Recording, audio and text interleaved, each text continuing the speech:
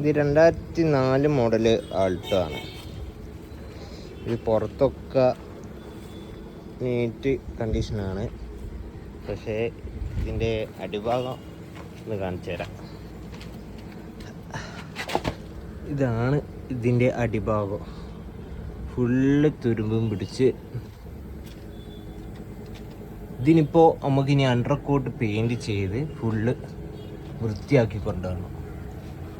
സൈലൻസറിൻ്റെ ഭാഗമൊക്കെ കണ്ടില്ലേ, ഫുള്ള് തുരുമ്പ. ഇതാ ഷോക്ക് ആബ്സറിൻ്റെ ഭാഗം ഫുള്ള് തുരുമ്പ. ഇതിനി ഫുള്ള് വൃത്തിയാക്കി അണ്ടർ കോട്ട് പെയിൻറ് അടിച്ചിട്ടുള്ളൊരു വീഡിയോ കാണിച്ചു തരാം.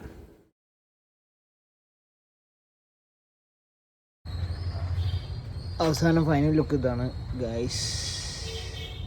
ഫുള്ള് അടിച്ചിട്ടുണ്ട്, ഒരു സ്ഥലം പോലും വിടാണ്ട് ഫുള്ള് അടിച്ചിട്ട് ആൾട്ടോ.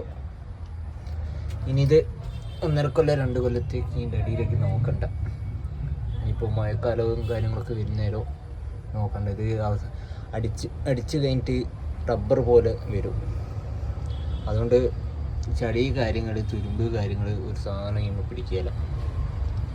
അതാണ് ഇതിൻ്റെ മെയിൻ ഉപയോഗം അണ്ടർ കോട്ട് പെയിൻറ്റിങ്ങിൻ്റെ.